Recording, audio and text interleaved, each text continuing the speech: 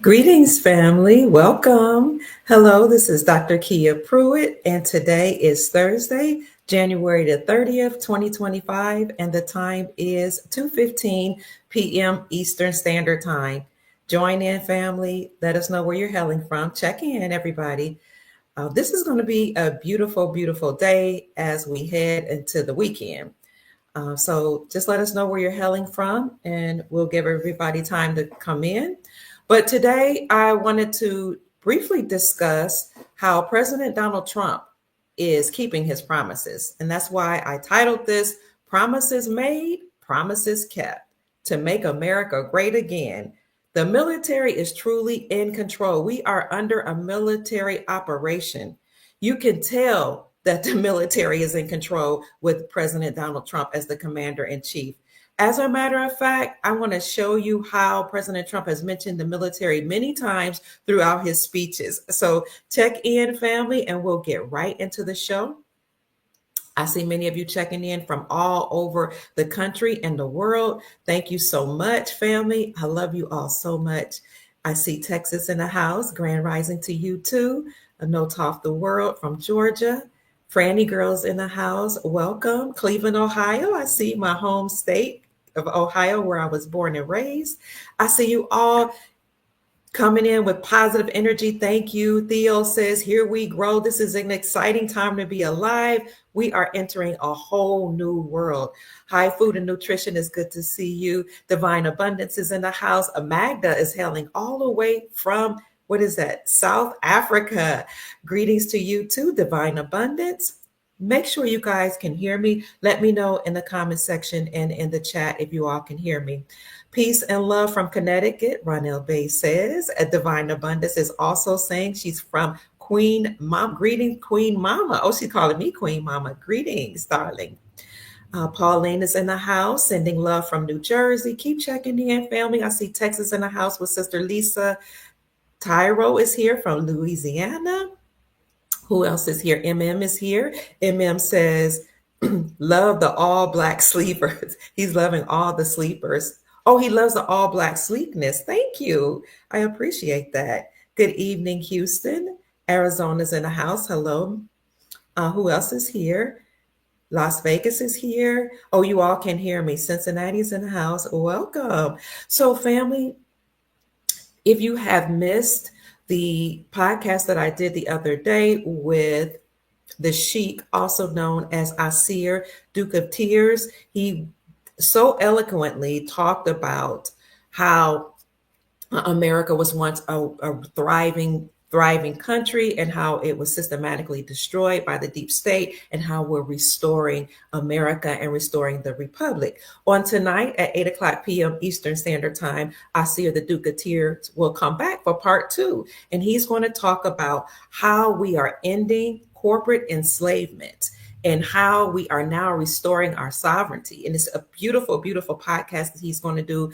I just followed him for some time now. He's been a special guest for a couple years, many times on our podcast. So I am anticipating this live podcast today at 8 o'clock p.m. Eastern Standard Time. So bring your questions, because this is going to be a return to sovereignty, a return to royalty, a return to peace and prosperity for this country, this great nation, America.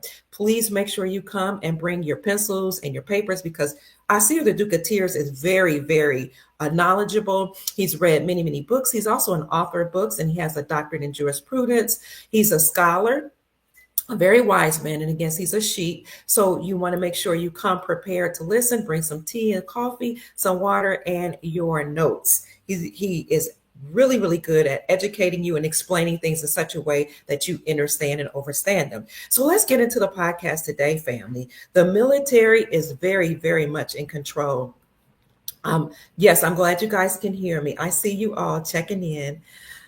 So the military has to be in place because under law, and under the Constitution, or according to the Constitution for our republic, anytime you have experienced as a country a coup d'etat, where the country has been overtaken by rogue people, then your commander in chief or the country, or whoever you all or we put in charge as sovereign nationals, have the ability and by law to actually take down those rogue elements, also known as the deep state, the cabal, or the Illuminati. We have the ability, and we are commanded actually to do so, to take them down and to use military force to do so. So that's why I want to talk about the military being in control today, just so you can see that President Trump is not operating by himself. He has people in place that are in front of him and behind him to do all the things that he's done. So we know that he's passed many executive orders already. We're only in the second week of office. And I've talked to you all about that a couple of podcasts ago about all the things that he's done, the executive orders that he signed to secure the borders, the executive orders that he has signed to make America great again and to put tariffs on countries that are doing business with us. As a matter of fact, he just said the other day that when you get rid of income taxes, then you stop funding wars, and that will bring about world peace. So we see him moving in such a way that he's establishing our sovereignty, our peace, and our prosperity as a nation. So again, getting rid of income taxes then is a way to systematically stop funding wars, because that's why they were income taxing the people, was to fund wars, and that would put us in a place of peace. And this is in alignment with Project Sandman, which was a secret agreement between 209 nations to restore planetary peace and also to go back to the gold standard and destroy the United States Incorporated and their financial powerhouse or system being the United States dollar and the central bank. It's the Federal Reserve central banking system. So President Trump said he is going to get rid of the IRS, or the Internal Revenue Services, and create the External Revenue Services in order to tax countries that are doing business with us. So he has been on a roll, family, to just dole out as many executive orders as he can. And the reason he's doing that is because he is the last president of the corporation. As such, he is using their tool, the executive orders, to destroy them. Okay. Speaking of destroying them, what have we heard recently in the news? One of the most pressing issues that we have, or a very serious incident that has occurred in the news here in America, is this colliding between the plane, the American Airlines, and a Black Hawk helicopter.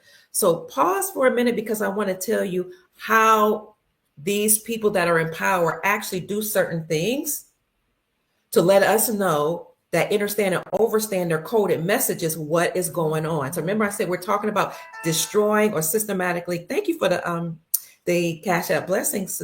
I think that was Carmen. We're systematically destroying the deep state. Okay. So the other day, President Trump reportedly posted these words: watch the water. Watch the water is also what people who are in the military in the Q movement have been saying for a long time. Now, what is water? Water is a source of life. We are 75 to 90% of our bodies are made of water. In the biblical text, it says the creator, or the God of the Bible, Yahweh, moved upon or breathed upon the face of the deep. Water is a source of life. So when President Trump says, watch the water, you know to take note of something that's very significant that's going on.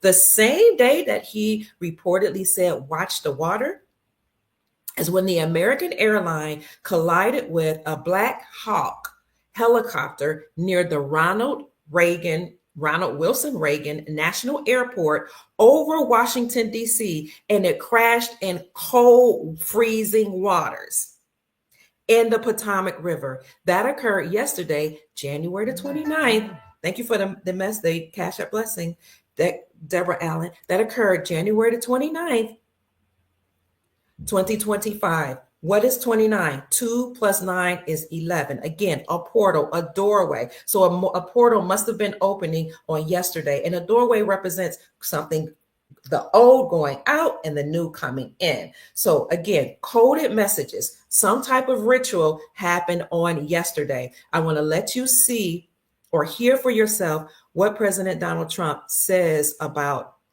that very serious event.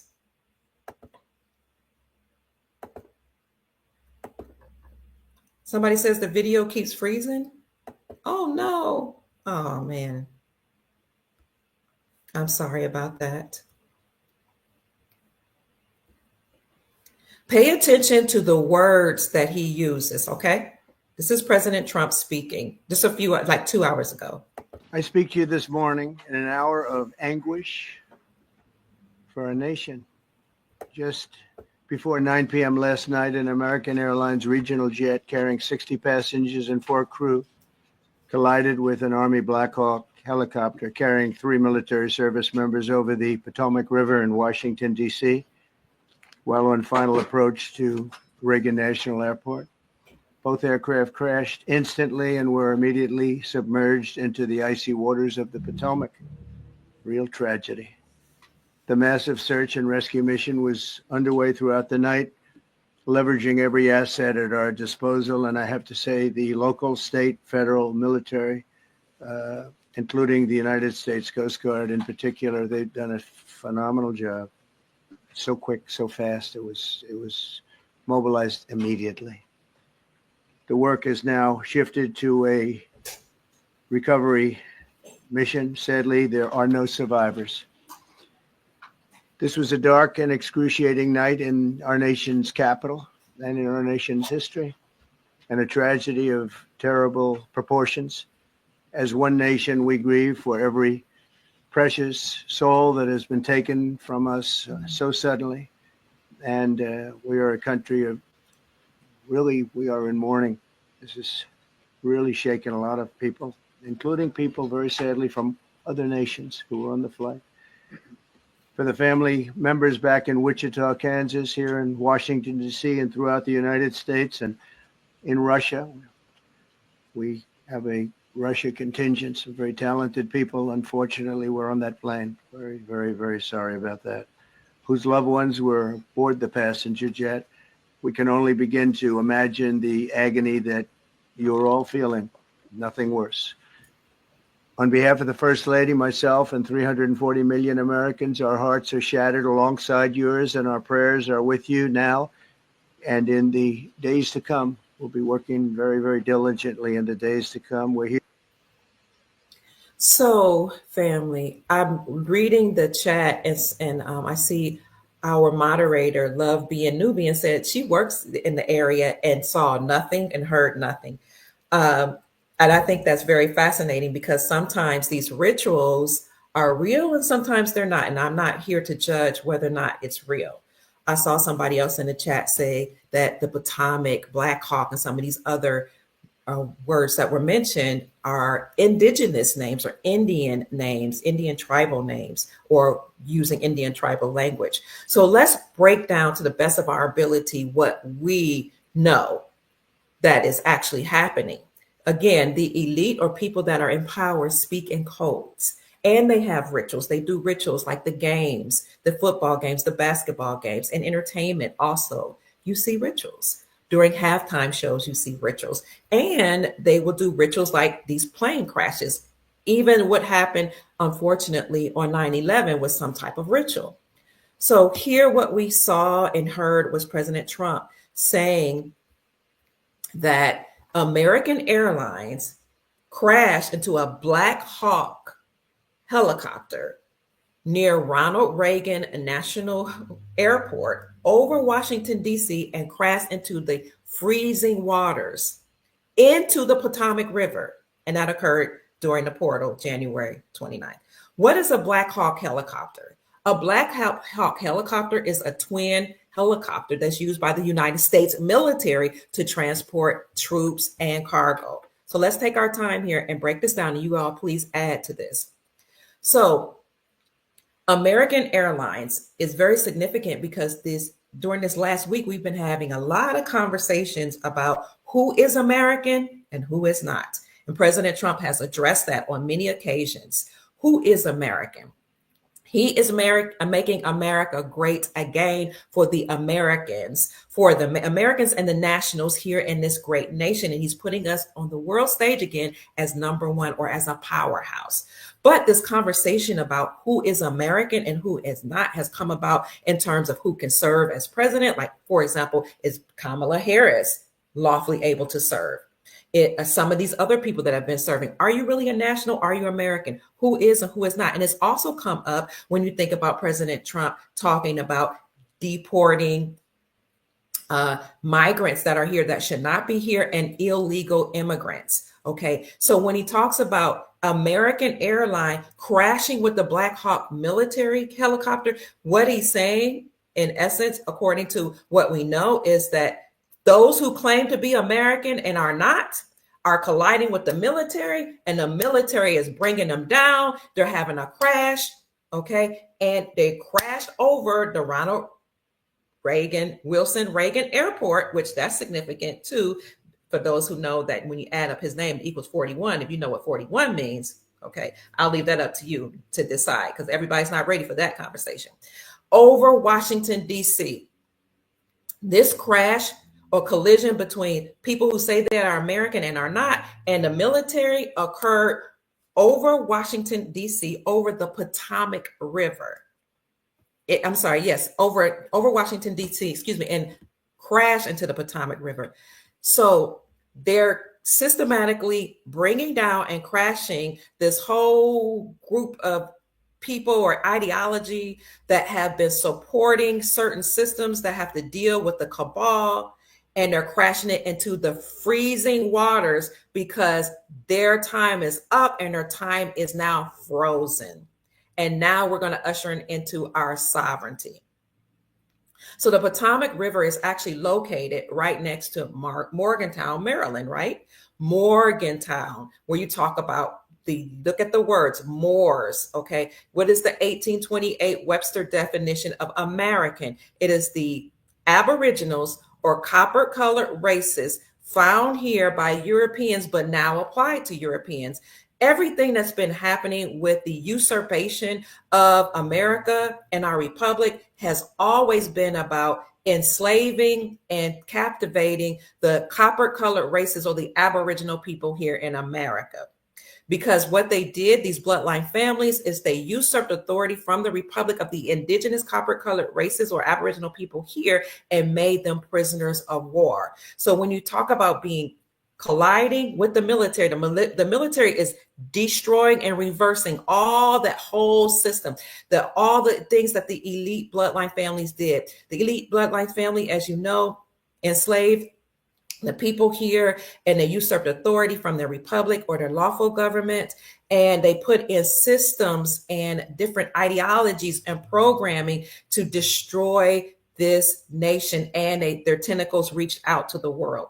So the Potomac River is located right next to Morgantown or Maryland, which is about the Moors. Remember, on the flight, there were champion Russian ice skaters, allegedly, if they were really there or not. And we send all our prayers and positive energy to those families. But I'm just saying, what does it represent? Ice skaters, or being from Russia, more people coming from allegedly people coming from, and energy coming from certain mountains or mountainous regions that were here claiming to be American. Them and the whole system, the system behind all that we've seen, the bloodline families behind all that we've seen and experienced here in America, they are frozen. Russia is a very cold place. They are now frozen. The Black Hawk helicopter is a military helicopter. Now, I don't really get too much into the numerological breakdown of, how Black Hawk, according to the Moors that have instructed me or taught me, also talks about the H in the helicopter and how H is about reversal. I've talked about that a little bit. But the people or the entities that came out of the Caucasus Mountains and enslaved America and the planet, their system is now over and done with. And I've talked about how the Aryans have come or had come from the Caucasus Mountains into our reality and actually destroyed the female gods or feminine principle or the divine feminine, and how these Aryans were a warring group of people, and how they systematically destroyed all of the female gods and female artifacts and instituted and brought in a system that was very, very warlike. Some people will call it patriarchy, but I call it like tyranny, because I support patriarchy and matriarchy working together in harmony. But these beings that came out of the Caucasus Mountains, we don't know if they were human or not, honestly. But they came out of a very, very cold region. They were a very warlike group of people. They enslaved humanity and the planet, and it began right here in America because America is where it all began. Okay, so all of that is being destroyed, and this whole system that they've brought in that some people call white supremacy, which has nothing to do with skin complexion. It's all about dealing with enslaving people and keeping their minds entrapped. Okay, so what they did was they brought in these systems and programmings like white supremacy, but they also they're really smart. Then they brought in these programs like diversity, equity, and inclusion, DEI, racism, sexism, infighting between religious factions, different people fighting that represented different political affiliations or ideologies, so that they could cause this type of confusion and enslave everybody. So again, American Airlines colliding with the Black Hawk helicopter of the military is the military crashing against those who saying they are American and putting them on ice, which is why they dropped into the river and froze. So I want you to just keep an open mind as you see those type of things, and also look for signs that will let you know that they're talking to each other and that they are actually letting you know, and I know what's going on behind the scenes if you know how to decode. So let me show you one of the first article that I saw that came out about this that really piqued my interest and made me look for some of the numbers that we know that they enjoy or they like to bring about when they talk about things or when things occur. So we're talking about how the military is in control.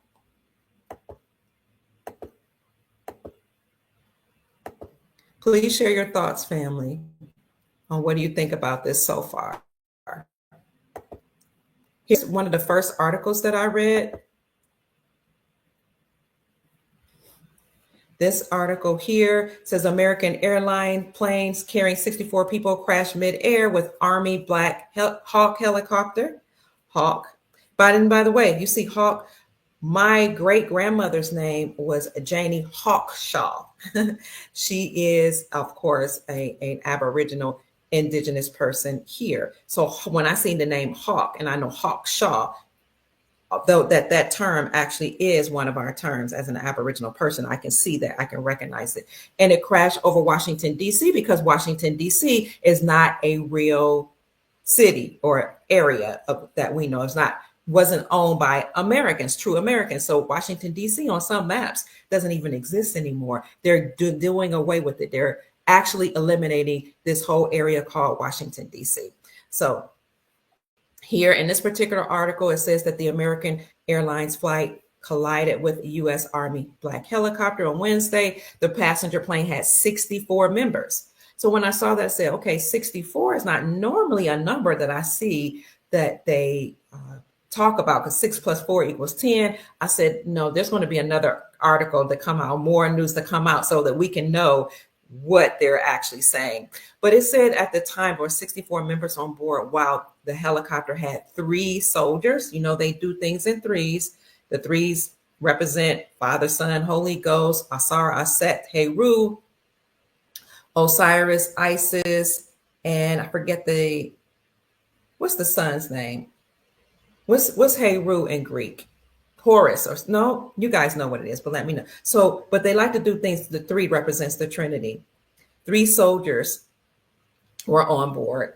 The plane collided as they were approaching runway 33, okay, and happened around 9 p.m. 9 is a number that represents the ending of one thing and the beginning of a new thing. So when you look at the number chart, 0 to 9, 0 is the beginning, 9 is the end, and then you go right back to 0. So they're letting you know that the whole system that was put in place is being systematically destroyed and put on ice. So you're going to hear a lot of things come out about freezing, like we had an Arctic blast You hear information. I wouldn't be surprised if Frozen 3 or whatever the number needs to. I think they had two movies. I wouldn't be surprised if a Frozen 2 or Frozen 3 comes out. But you're going to see a lot of talk about freezing, the Arctic, Antarctica, because everything that was in place is being frozen and it will no longer exist. And we're turning back over to our republic and to a new way of life as we usher in the golden reality.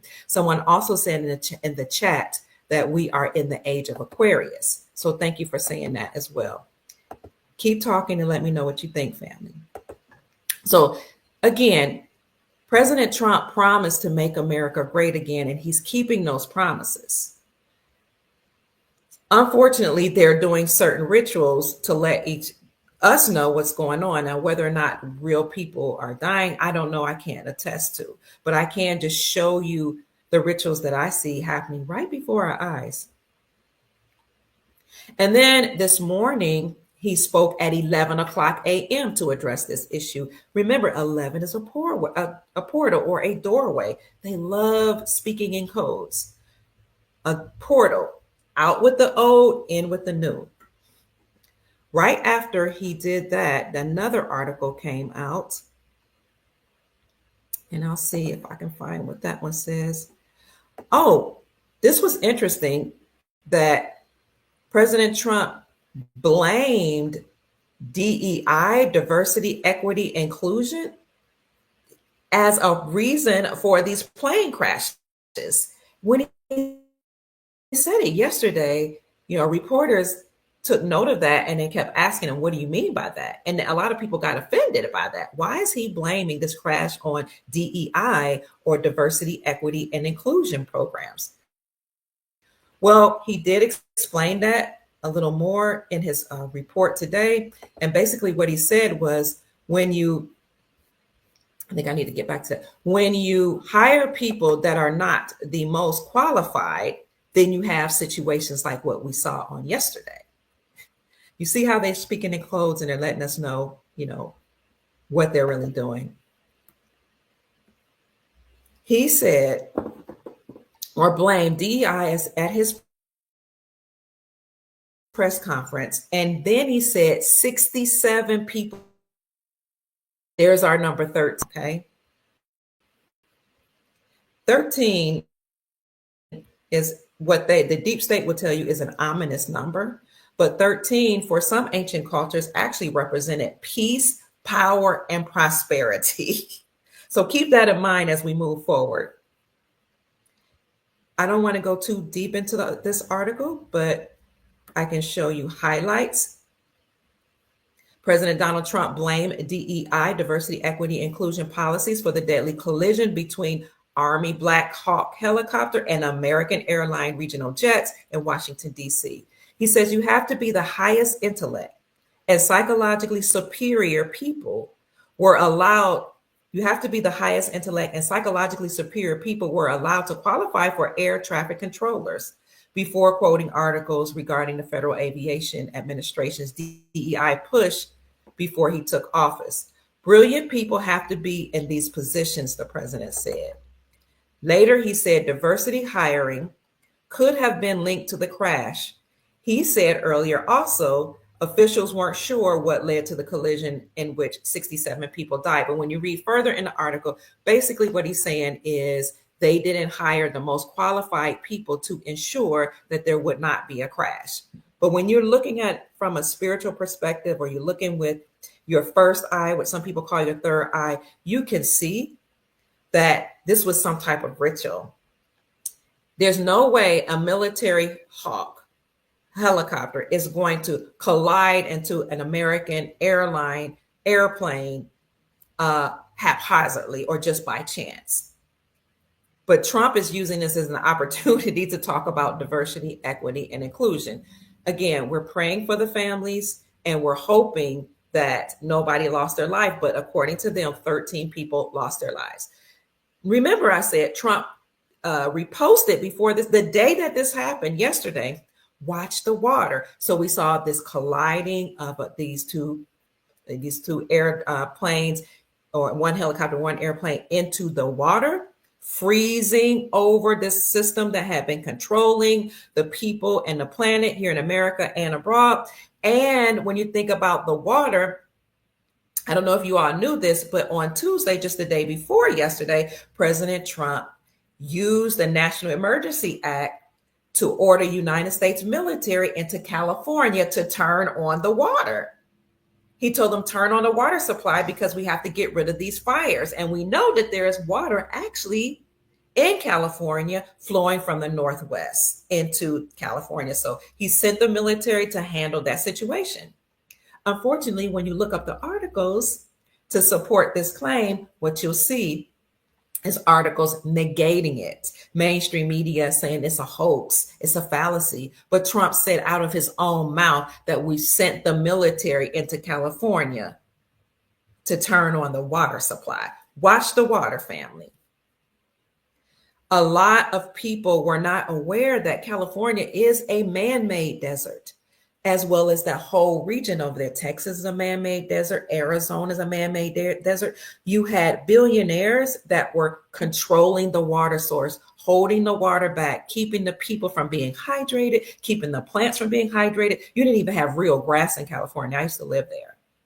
Keeping you from also being able to grow foods in certain areas by holding back the water, and causing fires in certain places in California and blaming it on God and the weather, blaming it on the sun. When all they had to do was stop using directed energy weaponry, mechanisms to burn down the land and then turn on the water. So let me show you an article where President Trump said that he was using the military to turn on the water.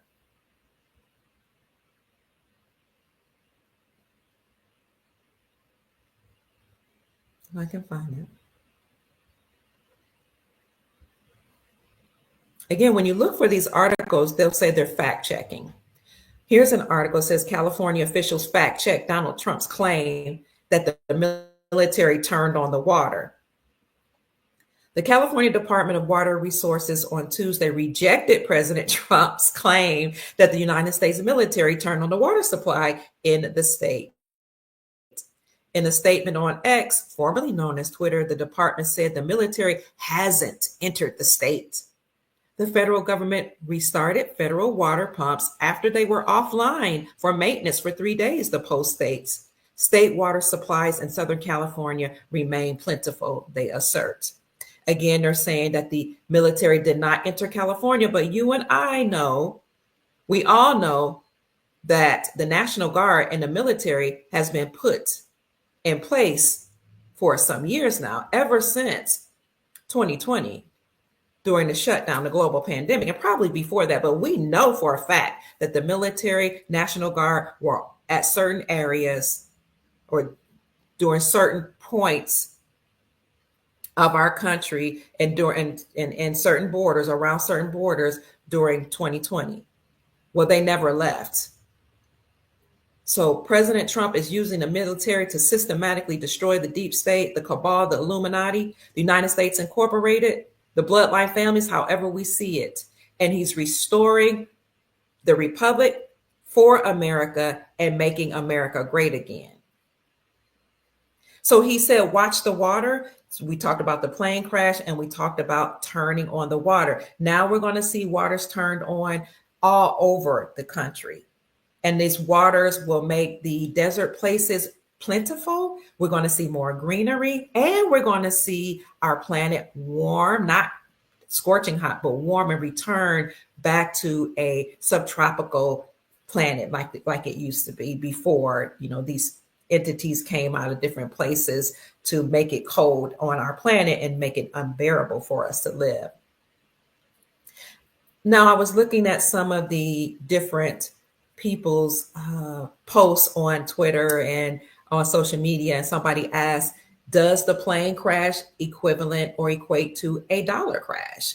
Possibly, because the dollar is, or the United States dollar is, the greenback is what the central bank of the Federal Reserve used to enslave humanity. Okay. The dollar, the United States dollar, was the world reserve currency. And from from listening to people and studying on your own, that what made the United States dollar the world reserve currency was the United States Incorporated's agreement with Saudi Arabia to protect the Saudi kingdom in exchange for their oil.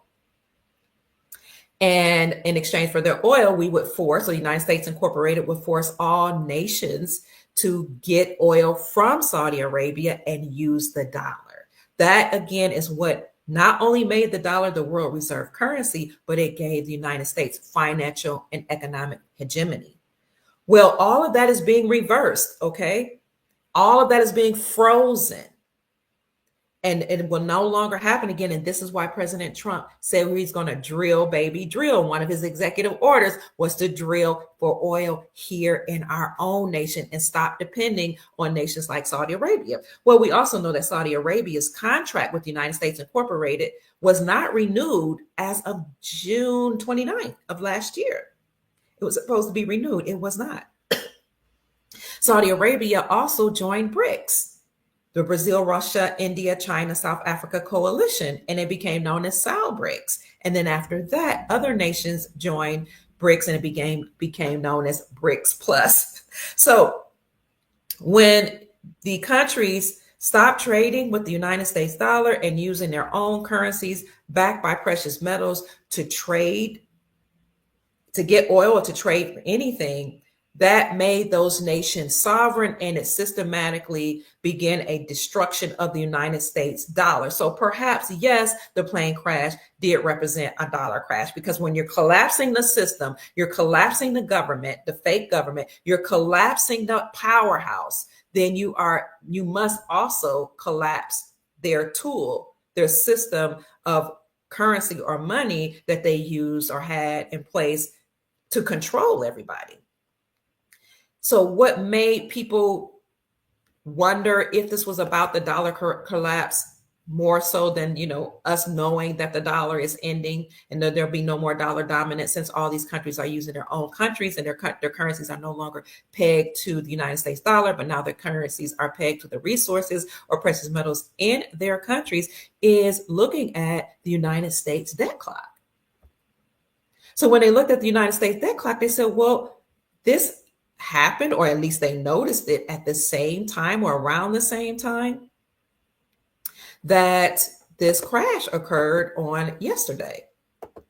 Look here at the United States debt clock.org, and you will see, you can either open the secret window here on the top right, my right, or you could just look here and see this picture. I might have already clicked on that secret window.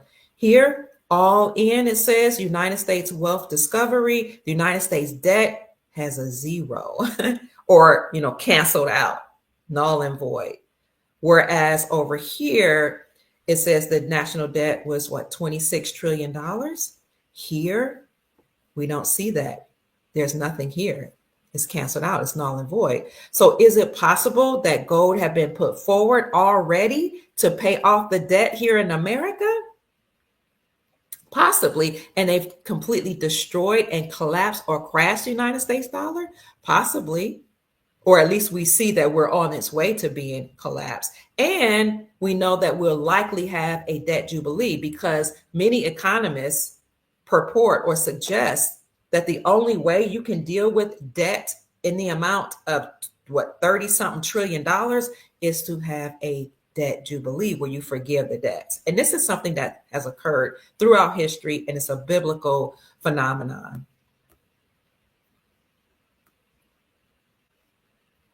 In fact, I showed everybody a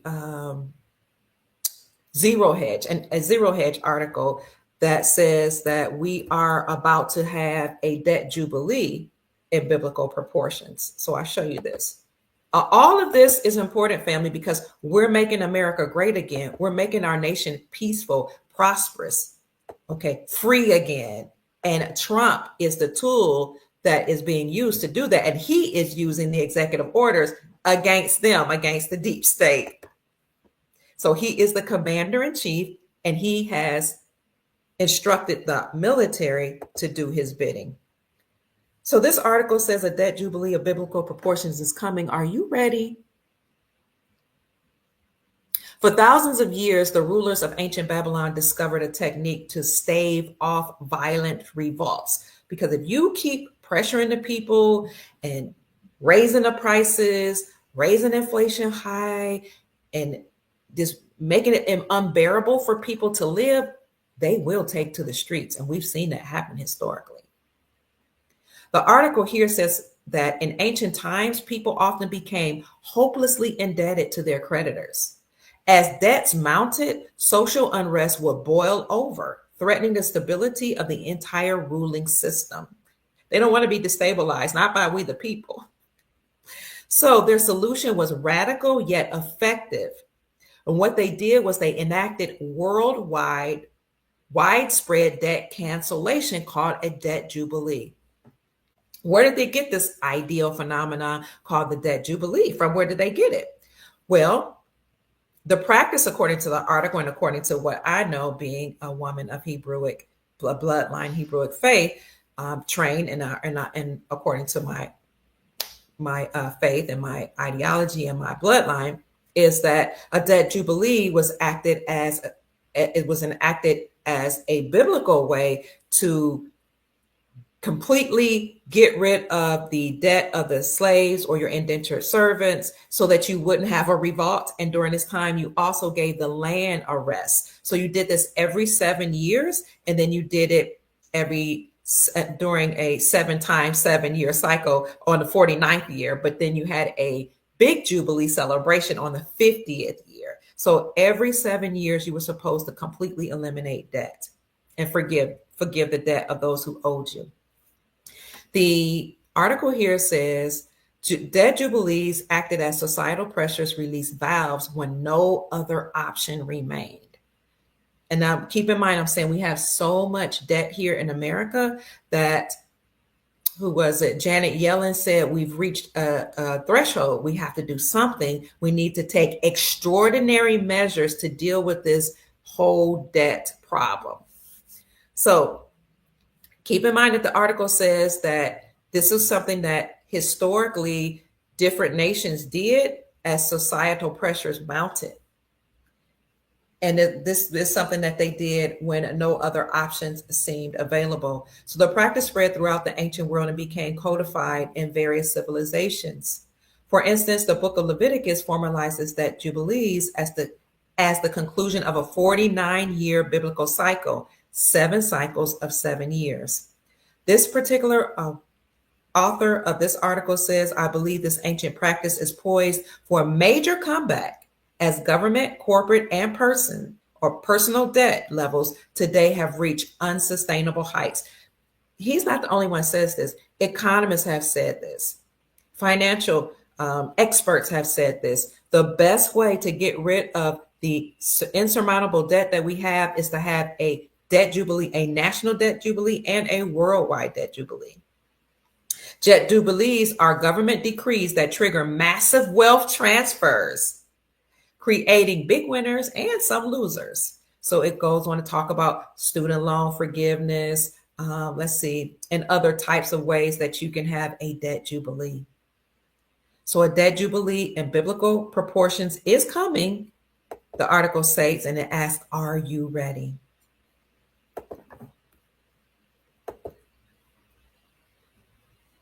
So it's possible, as I said before, that the plane crash also was equivalent to a dollar collapse. We do know at the end of every empire, you print as much money as you can, you rack up the debt, and then you destroy that system and go back to a sustainable system. They call it the crack up boom. So look up crack up boom. Again, print as much money as you can. And what they do too is buy as many resources as well. Then you systematically raise the debt, and then you systematically destroy that system because it's not sustainable, and you go back to a sustainable system, which is the gold standard. So yes, the plane crash could be equivalent to the dollar collapse or dollar collapse. What will come with that? A dollar collapse is a stock market crash, a housing market crash, an automobile market crash. This crashes all over the place. But that is an opportunity for you and me to then go into the automobile industry, the housing industry, or real estate and buy up depreciated assets. This is the way that people became wealthy during the Depression in 1929. So just keep that in mind. If you cannot get into certain assets or buy certain assets now, then once everything has collapsed, you'll be able to do it. But some of you are able to do it now because the housing market is actually coming down. And we know that because we can actually see it. And we know that State Street, BlackRock, and some of these other big corporations that have bought up land and real estate during the pandemic and right after it did so because a lot of people were losing their houses during the foreclosure era during that time. And now they had to look for a place to rent. So all these big corporations raised up the rent, made it impossible and unbearable for people. And some people that could afford it got into those houses, got into those apartment complexes that now were taken over by these big corporations. And they kept raising inflation, kept raising the prices. Unemployment rates went up. People lost their jobs. Now we can't afford our rents. Now, what do you have? A big old problem with homelessness. So these big companies said, hey, it's unsustainable now. Nobody's renting from us. Nobody's even renting these, buildings, corporate buildings. So they're dumping the real estate back onto the market. And so that makes a way for you to buy up real estate. Also, we saw Evergrande, which is the largest owned real estate company by the CCP or by China. We saw them file for bankruptcy about 2 years ago, or a year and a half to 2 years ago here in America, because they had bought up a lot of our farmland, a lot of our real estate, but they went bankrupt. They filed bankruptcy here and they were forced to liquidate their assets. So that means more real estate is being dumped onto the housing market. Then last summer, we saw an article that come out that said that the automobile collapse had occurred. And what the article suggested was that a lot of people could not afford to pay their automobile loans. So many of those lenders were going to repossess cars, but they didn't have enough people to collect the cars. So the article suggested that a lot of these companies were like just giving up and saying, we're not going to do this anymore. You know, we don't have enough manpower to go collect the cars. People aren't paying on their loans. You know, we got all these cars sitting here. So the articles that I read and reported on last summer said the automobile collapse has started. We also know in terms of depreciating assets that you have currencies that have depreciated over time, world currencies or foreign currencies that have depreciated because the United States Incorporated, which again is the neo pseudo Roman Empire, put sanctions on these countries that didn't want to play ball with the United States Incorporated. They didn't want to trade with the dollar, United States dollar anymore. So they would put sanctions on them, or they would send the military to those countries and destroy their nation through war. That decimated their currency, that decimated their economies, and it brought their currency's rate down, especially with the wars, the sanctions, and then inflation on top of that. And the people that were in the know would buy up those currencies once they had been, devalued through wars or sanctions, held on to them, waited till after the war, and then wait until America went back into those nations, rebuilt the infrastructure, rebuilt their country, and then the country's currencies will go up in value. And then it was reinstated. The country's currency's rate was reinstated back to their pre-war and pre-sanctioned rate. And then you can take that currency, now that it had revalued or been reinstated, take it to the bank and get a high exchange rate and become a millionaire. So that has occurred historically, and now is an opportunity if you are able to do the same thing now that you see those assets depreciating. This is one way, because the Debt Jubilee article talked about a wealth transfer. This is one way you can get into the wealth transfer. You can also get into the wealth transfer right now through depreciated assets while gold and silver is still low, or I guess it's relative rather than as low, because silver and gold have been suppressed, but it's breaking out now. they have been suppressed because you have people in place that were holding the value or the prices down of silver and gold so that you and I would not know that silver and gold were lawful money and that one day we would return to the gold standard. So silver and gold are being revalued or going up in value. However, if you have money or if you have fiat dollars, you might consider rolling some of that into gold and silver while these assets are still depreciated before they go back up in value. Now, one of the ways I've told you can do that is by getting, if you were interested in gold, is getting gold coins and gold bullions, but you can also look at gold aurum notes, AURUM, which are called gold backs. I've shown you how some of them are as low as $2.62. And this is 14 karat gold pressed onto a note, 0.999 pure gold pressed onto a note, 14 karat, and some are 24 karat. And the way they do this is it might be 1/100th of a troy ounce of gold pressed onto that note, or 1/1000th of a troy ounce pressed onto a note. But it is lawful money and legal tender, meaning you can use these gold aurum notes to buy local goods and services in many states. Right now in America, we have 46 states that have reclaimed silver and gold as money. I'm just showing you how America is and has always been a great nation. Okay, we have had people to destroy this nation and put certain rules and legalities and policies in place and ideologies to destroy our mentality, destroy our way of life, destroy our monetary system. But Trump and the military, the alliance, Earth Alliance, and those beings that are here to help us are doing things to make America great again. So 46 states in America have repealed or removed the state sales taxes from precious metals. No more taxes, or at least if they haven't removed all of the taxes from precious metals, they've taken steps to do that so that they can reclaim silver and gold as money. Because when you tax money, you're actually operating unconstitutionally. You may not tax money. What the deep state had done is said silver and gold are no longer money. Silver and gold are to be viewed as a commodity, like a collector's item, like trading cards or art pieces. And when they did that and classified gold and silver as commodity, then they put taxes on them. Well, now lawmakers are saying you're not able to do that. Okay, in our state, we're not going to allow taxing of precious metals. And this is what they're doing to align with the Constitution that says that the only thing that can be used to pay off debts in America are silver and gold. And it also says that the dollar is defined as a fixed weight in silver. Then we see Representative Alexander Mooney. You see the word Mooney, which is money, okay, with just an extra O. Everything they do is intentional.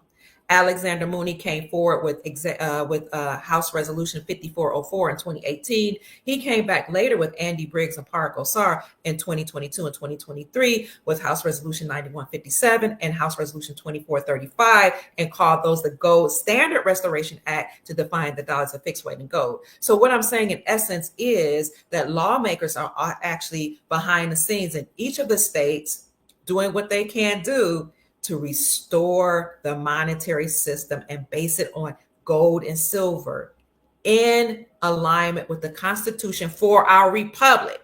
This is how we know republic is being restored. The republic is being reinstated. And it's also being re-inhabited. Okay, we'll save that for another discussion. But President Trump, again, is destroying the cabal, the deep state, the Illuminati, those bloodline families, and anybody that colluded with them, and returning us to the republic. He's using the military to do it and executive orders. And speaking of the military, I don't know if a lot of you know this, but some of our military before Trump had come back that was still working behind the scenes to destroy the deep state were working without pay. How do you know this, Pruitt? Because I know people in the military who contacted me, told me about all the tireless work they were doing, and said, we're not even getting paid, but we're still working for the people. We're working to restore the republic. We're working in order to restore our sovereignty, our peace, and our prosperity. So we want to take a pause to say to all our military men and women who are doing the work, the dirty work, to clean out those deep underground military bases that have been under many other people's rule, doing harmful things to children, laundering human beings and drugs and money.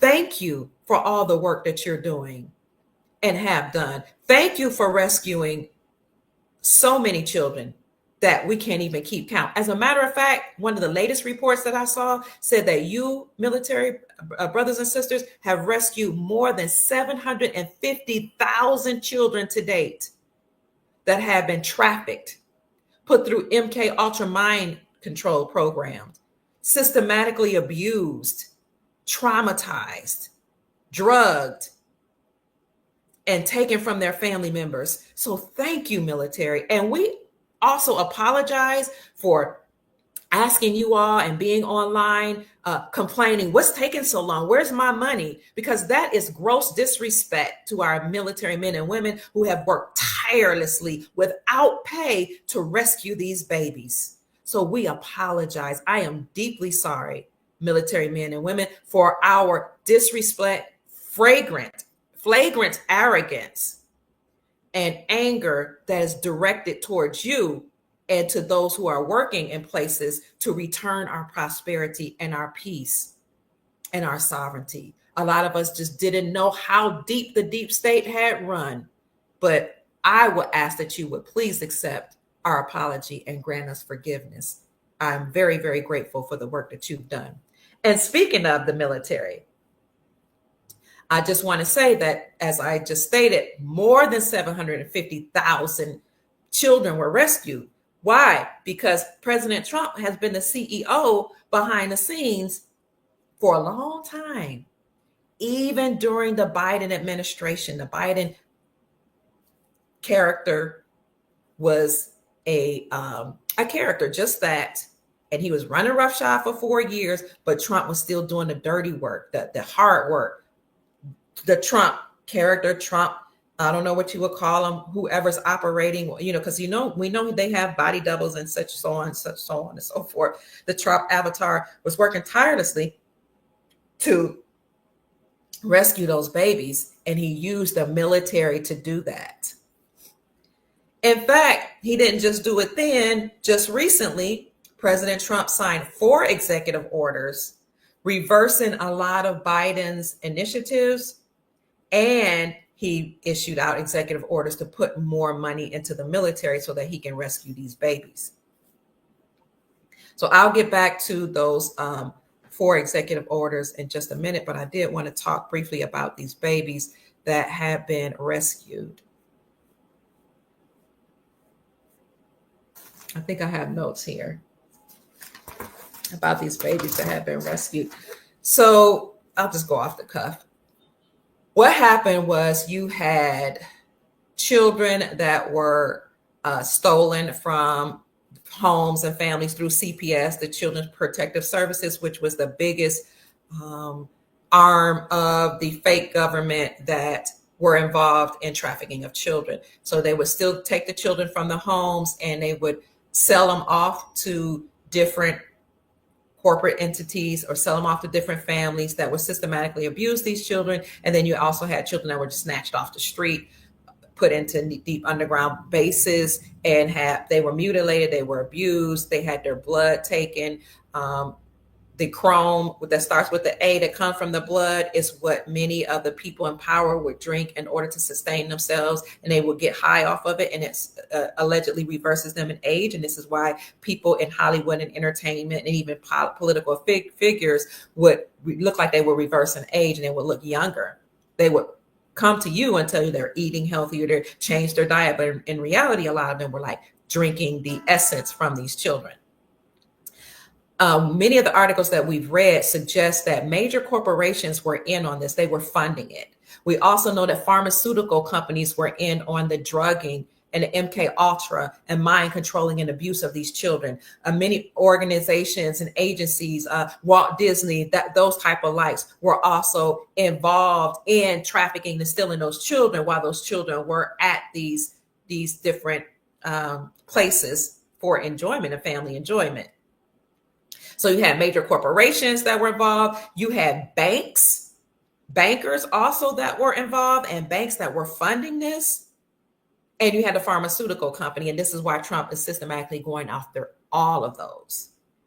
And he's using the military and executive orders to do so.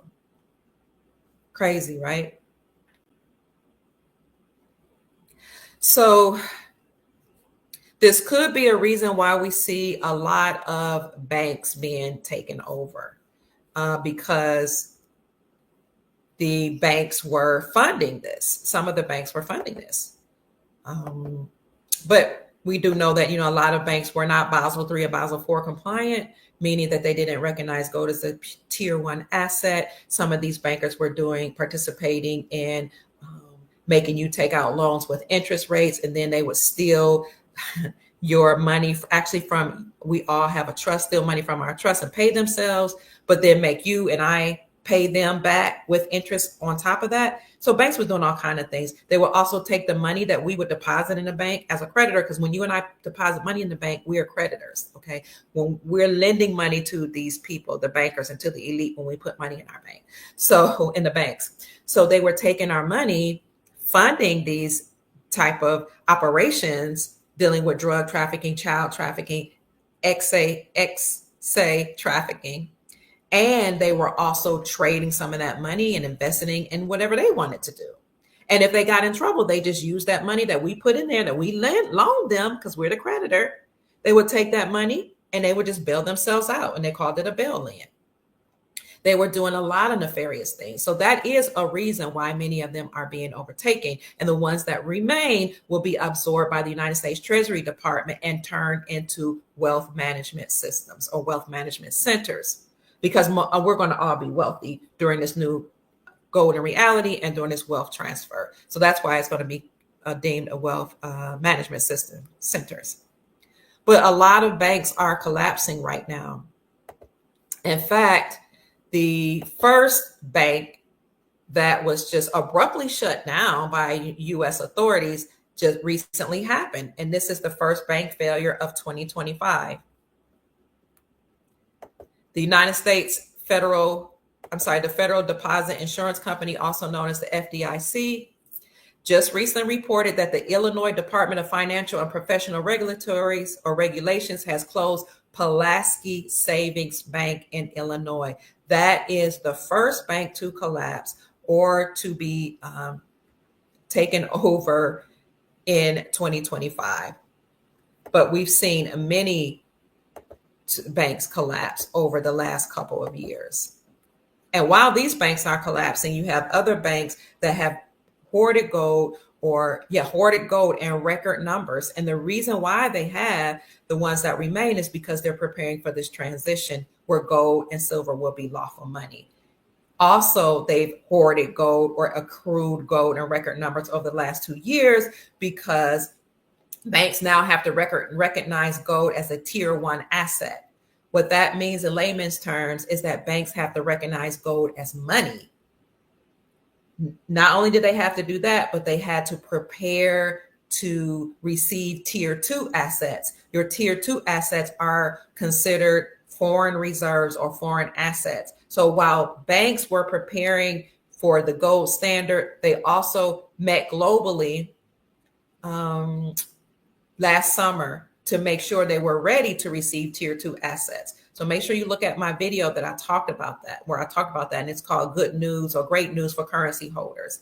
When the banks met globally to make sure that they were ready to receive tier 2 assets or your foreign currencies, the article says that they needed the foreign currencies and the gold to protect the banks that will remain from bankruptcy and to maintain the health of the banks. So they need you and me. All we have to do is continue to be patient as much as we can and keep our vibrations high and keep a positive mindset, knowing that the alliance, the commander-in-chief, and the military are doing all they can in their power to destroy this central banking system and the deep state. Also, something important occurred last summer, and that was the Supreme Court of the United States determined that state-sponsored banks, this is how you know we're returning to the republic and to our sovereignty, state-sponsored banks can now operate independently from the Federal Reserve central banking system. They can have their own charter, their own rules,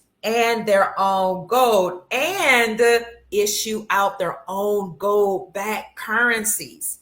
You see how states are operating as countries here in America, because that's the way it was before we had this usurpation of our great country and our great American government or republic.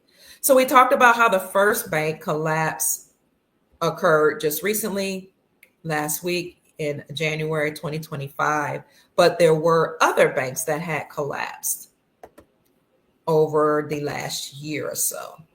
And here in this article, it talks about the 15 most recent bank failures. January 17th is when the first bank failure actually occurred here in 2025. And it was the 15th bank collapse or bank failure since 2019. It goes on to talk about how that occurred and what those banks are that failed in the last few years since 2019. So you have Pulaski Bank out of Chicago that collapsed on January 17th. You have First National Bank of Lindsay that occurred in Lindsay, Oklahoma in October of last year, that collapsed. You had Republic First Bank in Philadelphia that collapsed in April of 2024. You had Citizens Bank in Sac City, Iowa to collapse in November of 2023.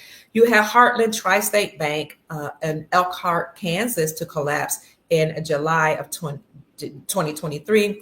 Who else? Signature Bank in New York, which collapsed in 2023 as well. In March, Silicon Valley Bank collapse as a bank failure that occurred in Santa Clara, California on March of 2023.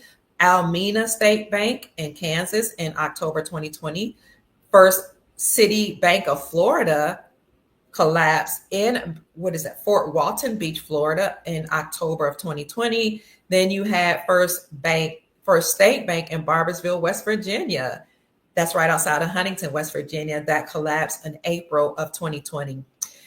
They go back in time a little bit, then they talk about how City National Bank of New Jersey collapsed in Newark, New Jersey on November the 1st, 2019. Resolute Bank in Ohio, Mumby, Ohio, collapsed in October on the 25th in 2019. And then Louisa Community Bank collapsed in Louisa, Kentucky. So again, those 15 banks that have collapsed so far, from the most recent to the oldest: Pulaski Savings Bank, First National Bank of Lindsay, Republic Bank, Citizens Bank, Heartland Tri-State Bank, First Republic Bank, Signature Bank, Silicon Valley Bank, Almena Bank, First City Bank of Florida, First State Bank, Erickson State Bank, I think I missed that one, City National Bank of New Jersey, Resolute Bank, and Louisa Community Bank.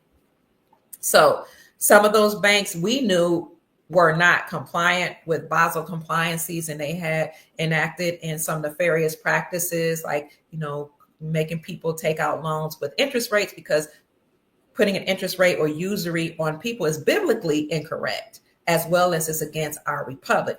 But some of these banks were funding the trafficking and MK Ultra mind programming of these babies that have recently been rescued. So they have to go away.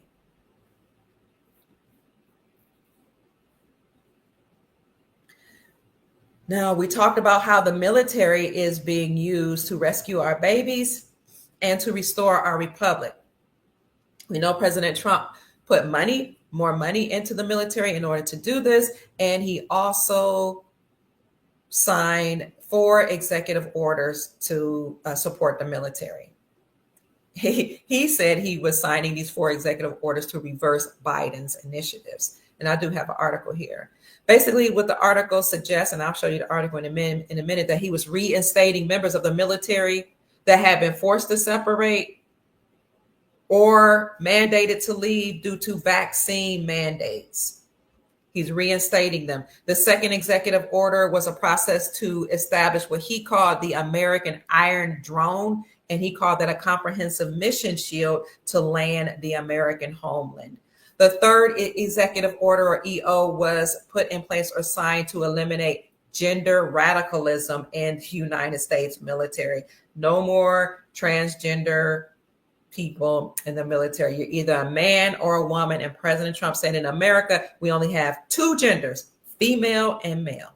The fourth executive order is about eliminating the DEI initiatives, and DEI set aside offices within the military. So any of those offices or initiatives that have to deal with diversity, equity, inclusion will now cease to exist in the military. And the reason why he's going against these DEI initiatives is because a lot of them were used not to help so-called minorities, not to help families, but actually to usher in transgender people and to usher in people that were not American. See, we don't know how the military, not the military, but the deep state works. What they'll do is they'll roll out something and make you think it's for a good purpose. And you'll get on board like, yeah, we want help for minorities. We want diversity, equity, and inclusion programs, to help minorities. But you don't know that they start off saying they're helping minorities, and then they'll slowly roll it over into helping people that are transgender or men that are dressed in women's garb, taking the place of women that are taking the jobs. Okay. And then ushering in illegal, unlawful people to take those jobs and just call them minority. Another thing that they were doing behind the scenes, family, is systematically destroying the nuclear family. Now, I know helping minorities and classifying women as minorities seem very, very benevolent. And, in some cases it may be. But when you consider all the things that the deep state was doing, like eliminating jobs slowly, okay, calling the woman now a minority and saying she needs favor, putting in programs so that it makes it easier if she has any type of problems. I'm not talking about being abused or being mistreated. I'm talking about any type of problems. Now she can leave her husband and her covering and her provider and protector, leave the children's father, and she can get benefits from the government. Now, I'm not talking about those who just need it temporarily, but she can get those benefits, and it makes it more enticing to be a single woman, to leave your marital situation, to leave your community and depend on what the people are calling zaddy or the government for these benefits. In the short term, it looks benevolent. At least these women can stand on their own. They're independent. They're getting benefits. They can provide for their families. But when at the same time you're eliminating jobs and the men don't have the same type of any programs or initiatives and they don't have a job, now the men are not marriageable for the women that are independent getting jobs and benefits. Okay. So just follow me here. Okay. I'm a woman that's classified as Black. I'm not Black. I'm Aboriginal or Indigenous. But I'm saying I live this reality. I'm telling you how it goes. So now you have women on the system that was only supposed to be used temporarily that get comfortable. We get comfortable when we're not working. We get comfortable being alone and single. We get comfortable not having a male covering and not having a father in the home for I'm speaking from experience. Okay. And then you get so comfortable taking a government job or government benefits like AFDC or food stamps or Medicare, Medicare, not Medicare, that's you pay into that. But some of these entitlement benefits, now you don't even need a man. And we said it. I'm talking about women in my generation. I don't need a man. What I need him for? And he's not marriageable. I'm not even attracted to a man that can't provide. You see? And then they have school to prison pipelines so that the children are not thriving. The children don't have the tools. The children are to thrive. The children are being mind manipulated and miseducated, told lies and fed lies. And so they become disgruntled. They feel like they're in a prison system themselves. And then you have some of the teachers doing bad things to children. Oh, I've seen it all in America and abroad.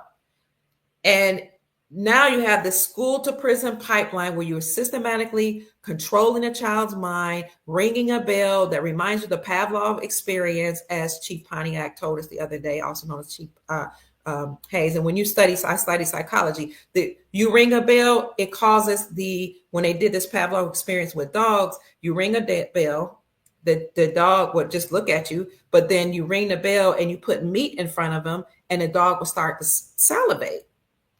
Then you ring the bell without even putting the meat in front of him, he'll continue to salivate. They use experiences like the Pavlovian experience to condition the mind of our children to be enslaved and to be comfortable with these ways that mimic what happens in prison. You have to look and see the similarities between schools and prison. So then they have a whole pipeline. They make it the educational system a little more challenging or hard for some of our children to follow by you feeding them lies, okay? Talking about slavery, you'll always be a victim, you'll never thrive and never get ahead with all of these programmings that they had. And then you tell the children of European descent, your forefathers were all evil, they enslaved the people classified as Black, you should feel guilty. These babies have been traumatized on top of the lies that they've been fed. And most of the stuff they learn, they won't be able to use when they get out. So they become bored. They check out and they look for other things to do. And we know about the school to prison pipeline. So the male children learn better, according to our research, when they know how to apply what they learn to real life. Females too, but especially male children. So they took out shop, they took out vocational schools, they took out the things that young men could do with their hands, they took out the things out of schools that would teach ladies how to be homemakers. So now you have a bunch of women that don't know how to cook or not interested in cooking, making clothes, rearing children. None of that they don't learn in school. And the male children don't learn how to fix and build, which is their nature. So then we wonder why our children get into drugs, why they don't want to listen to authority or respect their elders. Why? Because they wonder why you send us to the enemy to be educated when it's not doing anything for our lives, for our mind, for our well-being. And so we're bored, we check out and we look for other things to do. And some of them get in trouble. Some of them go and funnel into prison. So who does that leave for women to marry? At the same time, instead of making sure that men have the skills that they need, know how to work, know how to build, know how to construct, because that's what men do. That's the male principle. It's part of their nature to explore, to build so they can provide and protect. Then you take away jobs and you make it more attractive for the woman by having these DEI programs in there. And you say, not all these companies are saying, oh, for diversity and equity inclusion's sake, we're going to hire the woman over the man. And now the men are unmarriageable, unable to provide and protect. I'm just speaking in generalities, and the woman is more secure. Okay. This is not and has not worked in our favor. But in the short term, okay, you got a job, you were able to leave a situation, or maybe you were just able to sustain yourself and take care of yourself as a woman. Wonderful. I've done it myself. I have many degrees. I've worked in universities. I've worked for a medical school. I've worked in counseling. When my kids were small, I worked in places where I could take them. And then my family started a school so we can educate our own children. And I worked that way by making sure I was able to be with my kids and make money at the same time while I taught them and the community. But in the short term, yeah, it's good. And all of these government benefits, AFDC, food stamps, but they were put in place to get on your feet, not to stay there. And then you have people stay there and teach it to their children and then their children's children. It becomes a generational thing to suck off the breast of the government. Meanwhile, there weren't the same type of programs for the men. And so they got the women addicted to these programs and made us feel really entitled and made us feel comfortable and like we didn't need men. Women in my community were saying we got Black girl magic. We did this on our own, not even giving any credence to the fact that it was the government programs that gave us a lot of positions. Yeah, we did a lot on our own, but these government programs allow us to get education, allow us to get jobs. We got comfortable. And what did they do? Then they started giving that to the other communities, they started giving these jobs to Caucasian women who are now classified as a minority as well. So now, even not just our women, but you had Caucasian women and other women from other nations taking these jobs, and now we don't need the men. That was an attack on the nuclear family. Now, where are we? We have a lot of households without husbands, and they played a trick on us, family. So once they got the women adjusted to this and comfortable with this, then they started funneling over to the LGBTQ community and giving these diversity, equity, inclusion, and programs, jobs, and money to LGBTQ community, and then to transgender community, and then to unlawful, illegal people that were here claiming to be American in name, or just by virtue of being here, and now having the jobs. And now we see we've all been played by the government. See, Donald Trump, in his early training, did some military training. He's a commander-in-chief. He also is a businessman. He has a degree in business and economics. And he's surrounded by military, and he's surrounded by very, very smart people. They understand and understand the art of war. They know how these things work. So a lot of us are very emotional right now. We don't want diversity, equity, inclusion programs to cease. We don't want critical race theory programs to stop existing. But please know that these programs were not put in place to make sure so-called Black people or minorities are taken care of. It was all a plan all along to funnel in people that can come in this country unlawfully, and they can take over the jobs, and we'll be left out in the cold. Now, if you want to know more about that, join us tonight at 8:00 p.m. Eastern Standard Time. We will have Asir, the Duke of Tears, who has studied extensively American history. He knows, understands, and understands how America operated before the group of bloodline families usurped authority from here. He knows about how they've operated once they got here.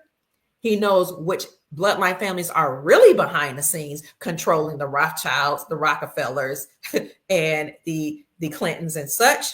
And he knows that many of those people who control the bloodline families that came out of Europe actually have this skin complexion. And they were thus in control of the populating the 13 colonies. You have to read the books that he's going to talk about how a lot of the 13 colonies were actually controlled by and populated by so-called Black nobility and Black kings that came out of Europe. It's crazy. So there are some bloodline families that you and I know about, the Rothschilds, Rockefellers, and such, and there are some that we don't know about that are behind the scenes controlling everything. And those are the ones that instituted this whole system of white supremacy, racism, division.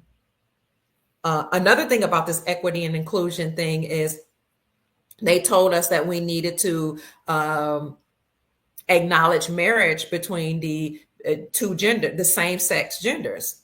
And we were like, yeah, we get that. We don't have a problem with that. I mean, if you're living together, why not be married in order to get the benefits? But what we didn't know was they wanted us to buy into that, so that then, I'm telling you, I watch it happen. So then now when you buy into, same sex, relationships, which, hey, we all have same sex relationships in our family, and it's their business. But as a country, to acknowledge and say, yeah, you can have same sex marriage, we didn't know that we were trying to protect our family members who were, same sex marriage, but we didn't know that they would use that to then usher in pedophilia pay. Now you're talking about same-sex love. Why not talk about love between different ages? Love has no age is what I started to see some of the advertisements that would even be put up on big old billboards in Louisville, Kentucky. Love has no age. Trans love or something weird like that. We didn't know that they were setting us up for this whole thing dealing with pedophilia pay or harming and molesting our children. And that's why President Trump says we have two sexes, two genders, male and female. Okay. And he also said, we won't get into that. We know that some states, I'll just say, are making it a little harder for people to just leave their marital contracts. No more of this just leaving because you have irreconcilable differences. Now we need to have a reason to separate because the family has been attacked, the nuclear family. So join me tonight at 8 p.m. Eastern Standard Time to talk to a sheik, a real sheik, Asir Dukateers, and he'll talk about how we're returning America back to a godly nation, a nation that respects source and respects the two genders that we've always acknowledged here. Now, I know I mentioned bloodline families, and I just wanted to show you something that I have shown you before. Let me see here, because it's not something that we are often taught, but I did do a couple podcasts on this called We've Been Lied To. Thank you so much. Thank you for the Cash App Blessing family. Thank you for the acknowledgement. And thank you for being here. Let's take a quick look at these bloodline families that actually controlled the world. Let's see if I can do this where you can see it. So these are the 13 families that we think ruled the world. They're going to be on my left. Let me get that off the board for you. Where is that? I'm trying to see if how I can get that Cash App off of here so you guys can see. Here we go. So I want you to know this isn't even about skin complexion, okay? It's not about race. When you study economics, as my children have done, my sons have done, and my daughter now, she's got her master's in business. But when you study economics, you learn, as my youngest son actually taught me this when he was in the School of Economics at the School of Business in Louisville, Kentucky, that race is not even about skin complexion. See, they hide the truth in certain disciplines. So when you study economics, where it's all about money, right? They will come straight out and teach them that economics and race had nothing to do with skin complexion or little to do with skin complexion. Race is about a race to resources. So when you have a race to resources, then you might institute certain programs in order to keep certain people oppressed and enlarge yourself. Well, these people in power had to first enslave the Aboriginal copper-colored people here in America, because America is actually where it all started. The Garden of Eden is here, according to some scholars, and man sprung from the soil here and then went out into the rest of the world. So if you support that ideology, you can argue that. But if you support it, then you know that that's the reason why you had these entities and non-human or extraterrestrial, because they could be a former human just outside of this plane here. They could live on the outside or inner earth. They're still outside of this terrain, right? So these extraterrestrials that came here first enslaved and suppressed the people that were here and made them prisoners of war. And then when you suppress them as far down as you can, then you go after the others. So it wasn't about just stopping with us. It was about first suppressing the first or Aboriginal people and then going after the Europeans. And then you get them suppressed as much as you can. And then you bring in migrants and immigrants unlawfully, and then you enslave and suppress them. And then now you got everybody under the system of enslavement, okay? While still in their resources. So these are the 13 bloodline families that we think rule the world. The Astor bloodline, the Bundy bloodline, the Collins bloodline, the DuPont bloodline, the Freemans, the Kennedy bloodline, Yes, all of the presidents are bloodlines. The Lee bloodline, the Onassis bloodline, the Reynolds bloodline, the Rockefellers, the Rothschilds, the Russells, and the Van Duyn. But here are the ones of the families on my right who actually run the world. And no, most of them are not Caucasian, okay? The Borgia, the Breakspear, the Somaglia, the Orsini, the Conti bloodline, the Shigi bloodline, reminds you of Chicago, the Colonna bloodline, Columbus comes from that bloodline, and he was a melanated person. The Farnese bloodline, the Medici bloodline, sounds like medicine. They were probably in control of medicine. The Gattini bloodline, the Pamphili bloodline, the Este bloodline, and the Aldobrandini bloodline, the ones that truly run the world. That's why I said we got to stop thinking about skin complexion. It's not about skin complexion. It's about bloodline families that's ruling and controlling the world. It ran so deep that it's taking a long time, or has taken a long time, to dismantle those families and their systems of enslavement, including their monetary system. And our sister Nikki says that would explain why everybody wants to be here.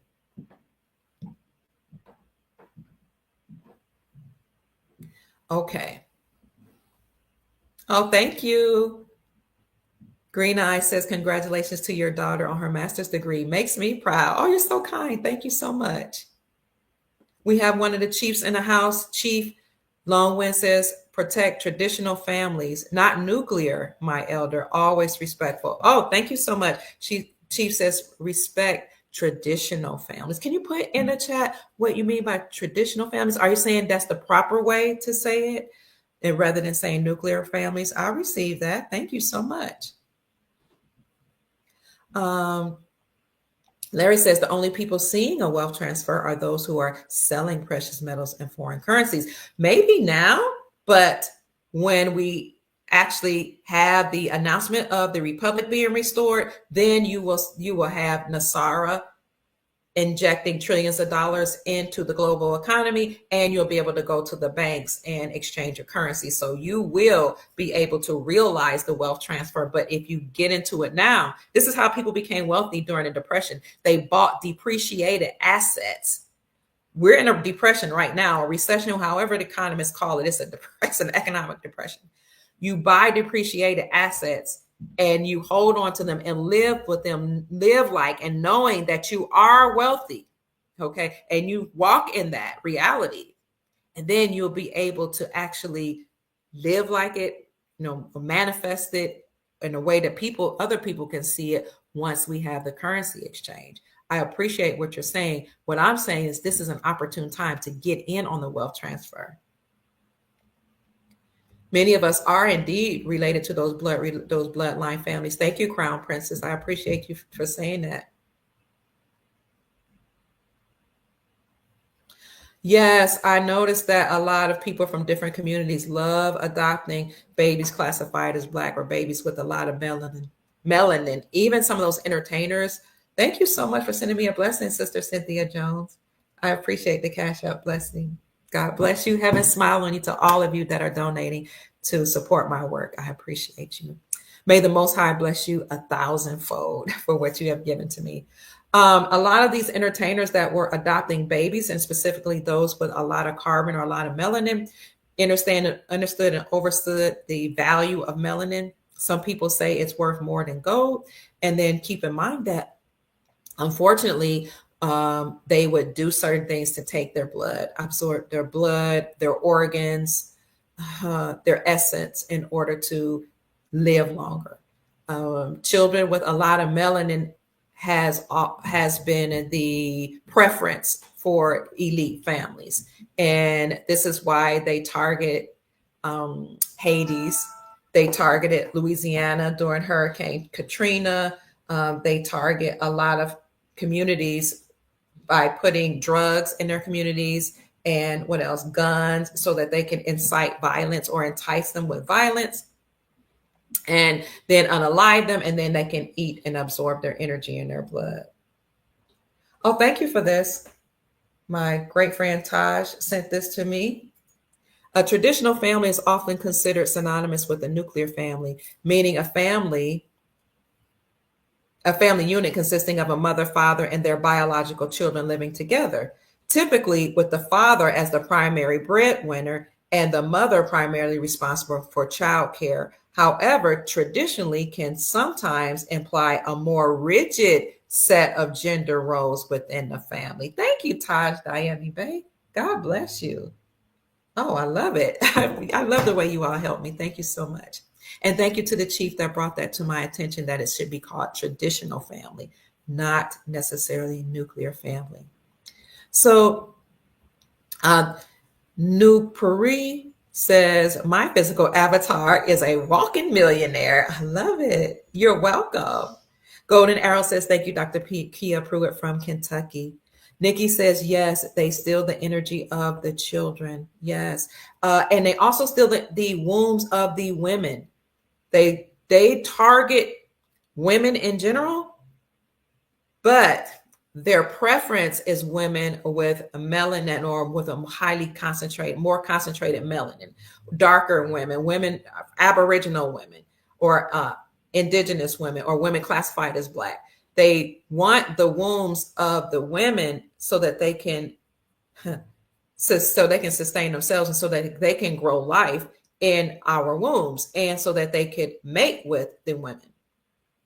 This is one of the reasons why you have so many problems with women having fibroids, issues with their reproductive organs, because they will put certain chemicals in the foods or have you to live in high stress and chemicals in the medicine so that you can have these issues. And then the medical profession, which wasn't necessarily always working in our best interest, they would then take out your wombs. And I don't know if you guys saw this, but in the last 30 years, we've had so many hysterectomies that doctors would recommend based on something that you used to be able to treat with some certain herbs or certain things that grandma would give you, or by changing your diet, or even by some pharmaceuticals. It was what the lesser of the two evils rather than just taking out your whole womb.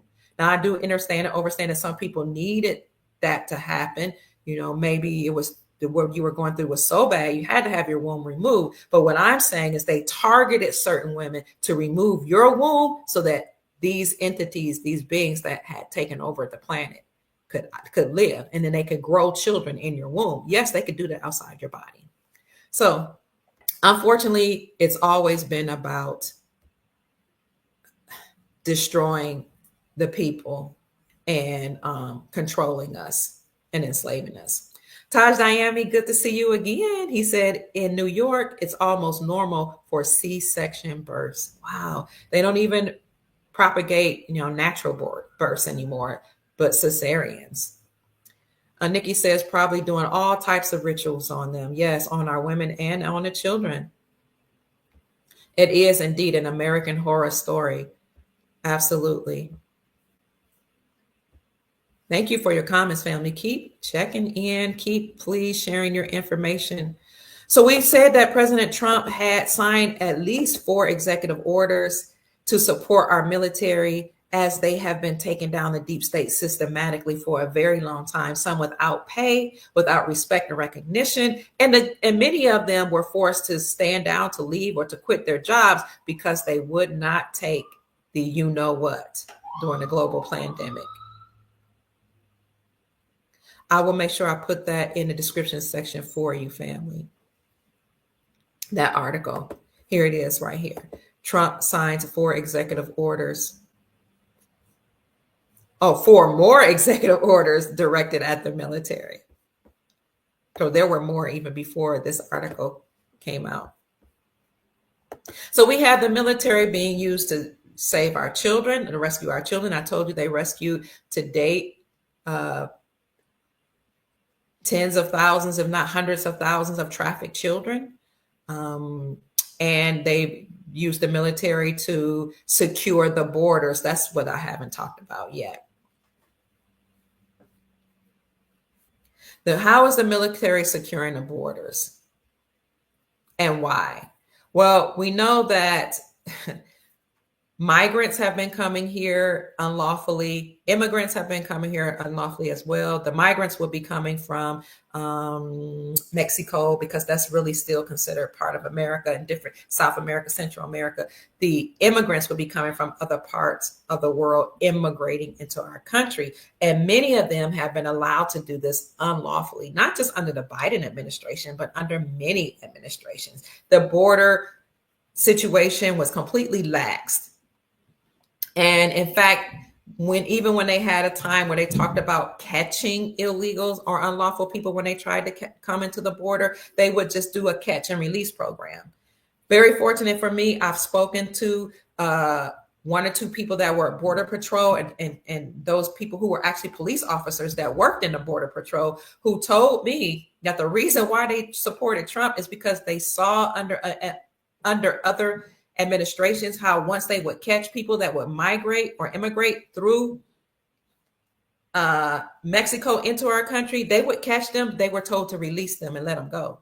And they were like, no, we can't keep allowing this because a lot of the people that are coming through these borders and entering our country are not only unlawful, but a lot of them were actually involved in criminal gang activity. There were many men who came through masquerading as Mexican migrant workers or people that were just looking for opportunities that happened to be military age men. And they were given cell phones, they were given not drugs, they were given money when they came here, and they were given opportunities. And what they would do was masquerade as Mexican, but they were coming from Venezuela, Brazil, and other South and Central American countries. I know this by talking to people who were involved in securing the borders and patrolling the borders.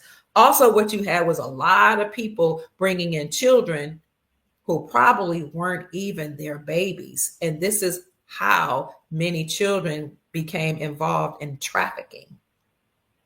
So you would bring the children in with you, traffic those children, make you some money.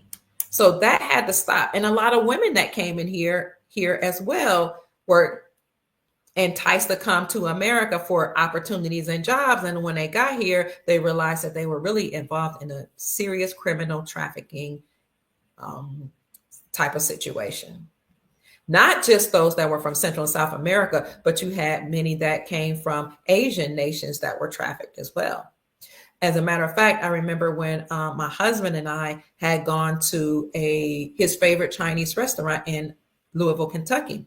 They literally put up a note and said, this restaurant has been shut down. It was his favorite restaurant. So, this is etched in my mind. We have shut down this restaurant due to trafficking of women and children. Therefore, the federal government or somebody, I can't remember what particular entity, has overtaken this restaurant. It will no longer exist. So I was like, wow, they bold and brazen. It's like right on the door. Excuse me. And then it actually made the media there in Kentucky. So many people, again, were brought here, trafficked, laundered, abused, put into porn films. And this is why a lot of our lawful constitutional sheriffs are cracking down on trafficking and prostitution, because they're saying a lot of people that are prostitutes and are working in the porn industry are trafficked women and children. But you see how they got us, and particularly a lot of our males, our men, addicted to pornography, not even knowing that these are trafficked women and children. And I heard that they have people doing horrendous things in some of these pornography television programs and websites. And so this is something that the Republic is not going to allow. We're going to get rid of all of that because it doesn't help marriages anyway.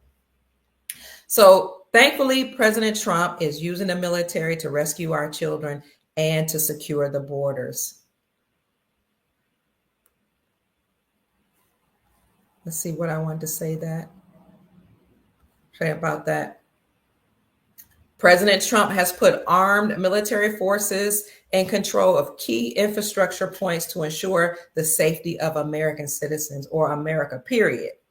And this is why we gotta have massive deportation because we've had too many people coming into our country unlawfully doing unlawful and illegal things. Now, when you look at this map here, and I'm not going to be before you much longer, you can see that this is just a brief little bit of information about who has been allowed into this country. This is a map that says these are the amount of eligible people to be mass deported. And this is not even taking account of those that, that we don't even know about. So if you look at each state, it tells you the tens of thousands of unlawful people here in our country. Here in Florida, we have 900,000 illegal, unlawful people here. In Texas, you have 1.7 million. Look at this.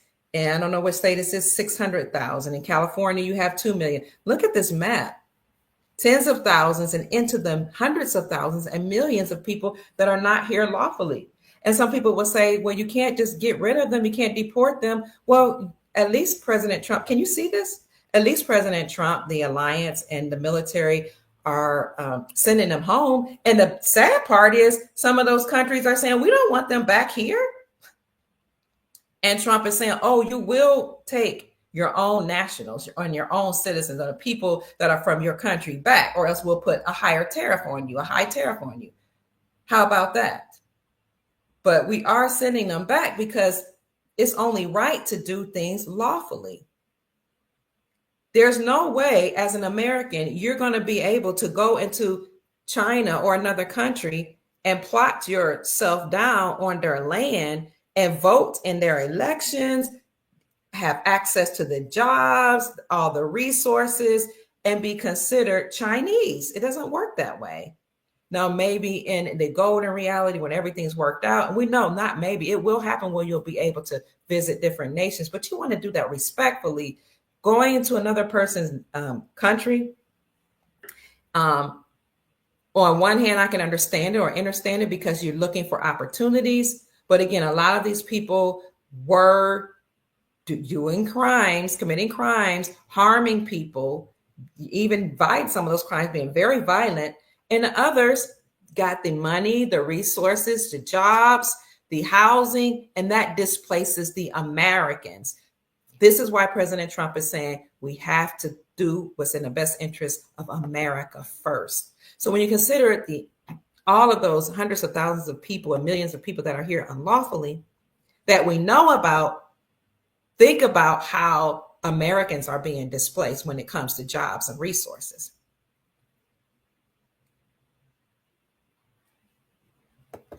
Here's something that I had to bring to a lot of people's attention because many of the articles have been scrubbed. And if you try to fact check me, some of the articles will say this is not true. But the Biden administration admitted to flying in more than 320,000 migrants secretly into the United States.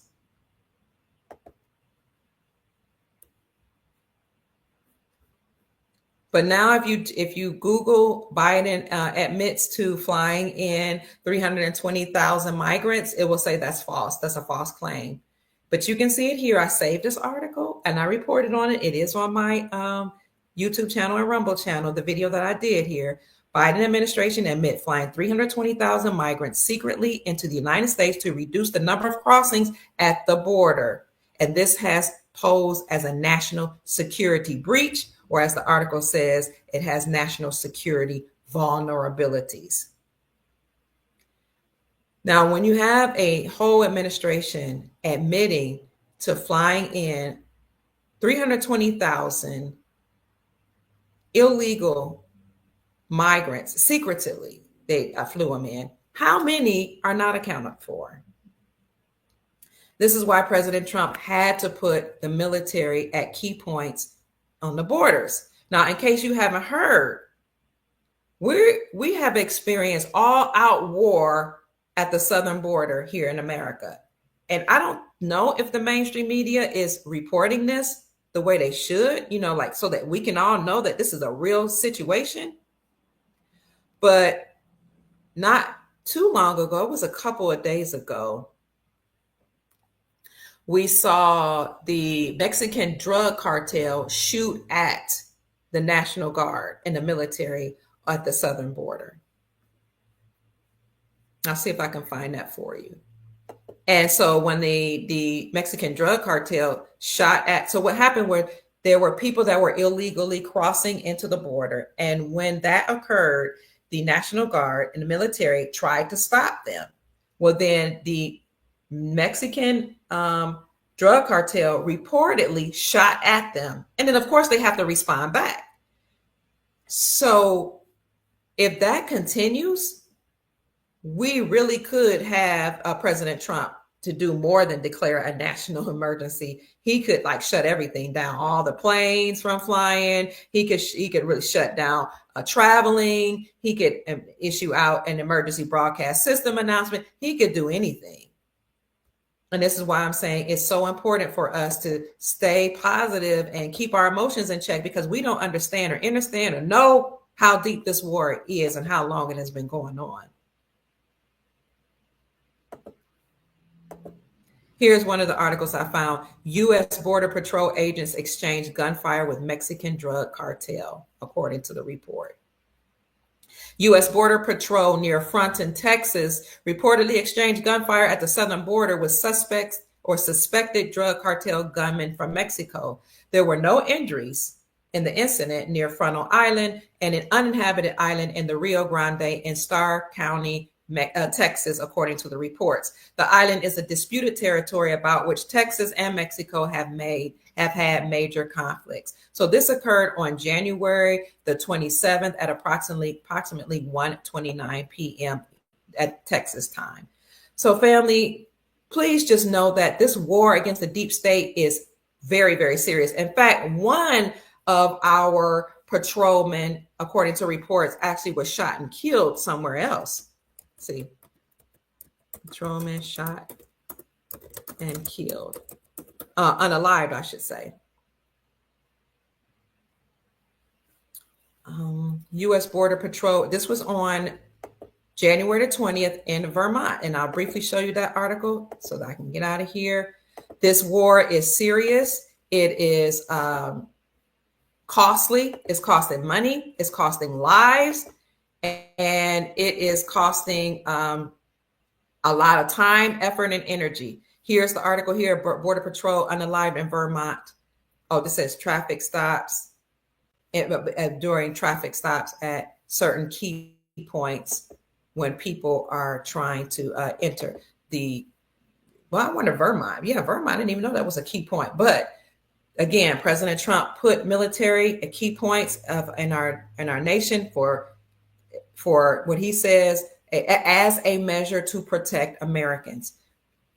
Trump is doing all he can to make America great and safe and peaceful, not just prosperous, but safe and peaceful as we have entered the golden era. He cannot do it himself, so he put money into the military. He issued out executive orders to support the military, and he needs us to keep our emotions in check and to make sure that we have a high emotional quotient, and make sure that just means that we are emotionally intelligent as we move forward and stop just being emotionally charged and have knee-jerk reactions to when the president or the military people that are put in place to speak and do press conferences, when they talk about how serious this war is, we need to know that people are literally losing their lives as the military is protecting this great nation.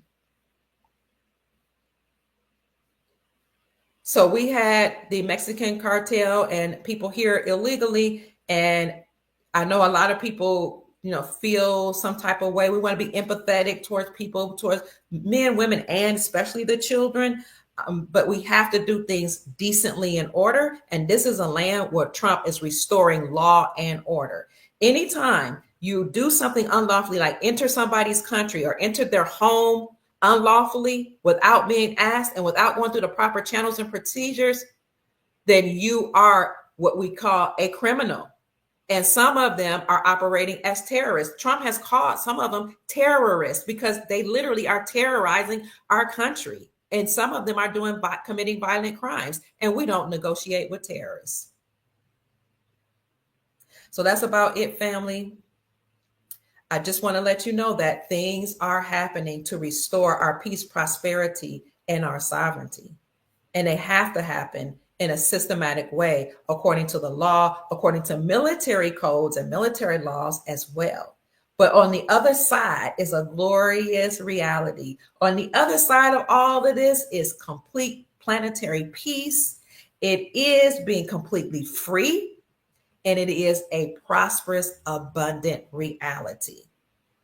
In the meantime, stay positive, family. In the meantime, keep an abundance mentality, knowing that there's more than enough for everybody and that we're all going to be okay. In the meantime, keep your families uplifted. In the meantime, create the change that you desire to see in the world. As a matter of fact, as I said to you, the 10th Amendment says that local communities, so operating at the state and local level, local communities have more power than the federal government. The federal government is not even a government. Okay, it's not even lawful. It's not our republic. Govern means to manage or control the mentality, the menche, the mind. The government that we've had in place have been controlling the mind by putting in programs, statutes, legalities, and codes. This is one of the reasons why the Supreme Court of the United States overturned the Chevron doctrine, eliminating the powers of these agents who call themselves government agents. All of those governmental agencies, 441, will either be completely dismantled or restructured in order to fit into our lawful republic. That happened and started with the overturn of the Chevron doctrine. So no longer are they able to just put out all these legalities, statutes, and codes that would enslave us. Okay, no longer can they do that. No longer can judges force you to pay a fine when you challenge them or when you don't go against those statutes and codes of the 441 fake federal agencies known as the FBI, CIA, EPS, EPA, Homeowners Association. I mean, we can go down the list. I have a list of 441 of them. So all the things that we see happening, family, is a complete dismantling of the deep state. And that's what Trump promised us he would do. He said, I will go after the deep state with all my power and all my energy, and I will systematically destroy them. That's what he said before he came back as the 47th president and CEO and commander-in-chief of the United States Incorporated. And he's doing just that. This is why he's going after them through the executive orders, which again is their tool. He's using their own tool and their own device against them. Then once he do that, he will make an announcement that the war is over.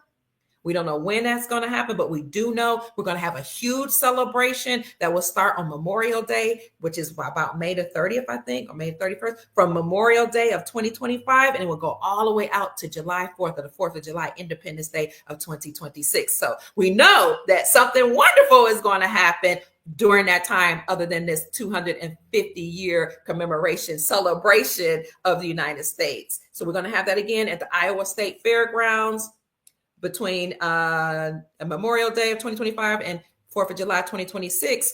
So we should anticipate some announcements coming out before that great celebration. One other thing we want to keep in mind or note is that March 4th is the lawful inauguration for our republic.